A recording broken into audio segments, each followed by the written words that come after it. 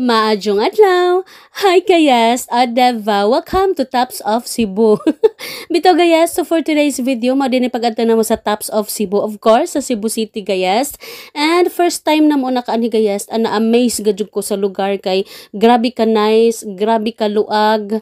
Overlooking si Jagayas, actually na ay part ani nga makita nimo ang tibuok City of Cebu o Deva, and grabe ka fresh air. Mao jud ang giganahan ning lugar Gayas kay fresh air. So perfect gadjud si nga lugar para sa family and friends. O dili ta mag-uong magdatag mga batang gagmay dinhi kay pwede sila magdagan-dagan kay luag kaadyo basta bantadyan lang pud nato o diba gipangkapoy na miday kay grabe gikan nag pictorials o diba.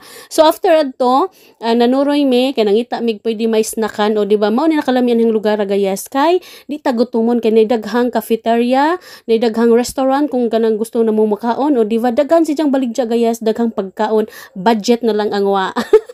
Diba? So, anhimi sa pizza, and grabe ang ilang pizza Gayas. Diba? Tanawa lang. Dagko, jay.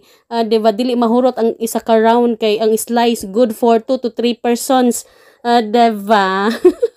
So, pirti ka jo Gayas. And I hope nga makaanhin mo Gayas para matry po din jo. Diba? So, nga, enjoy lang jo midaning dapita. So, naglakaw-lakaw lang mi after dito Gayas, and diba, ganahan lang ko sa ilang lugar. Then, nag-chill-chill na lang mi, nagpahangin na lang mi, kay nagpaabot na pud mi, kay nagkatagtao na mulakaw na pud mi, kay lisod man pud og kanang maabdan mi og gabi isa kanang na lugar. O diba, man yung gingon Gayas nga, hagdanon pa dong sa ibabaw, pero ano mi moadto Gayas, kay ngano, nanapoy lang entrance, and maupod niya ang gingon nga, makita ang tibuok City of Cebu.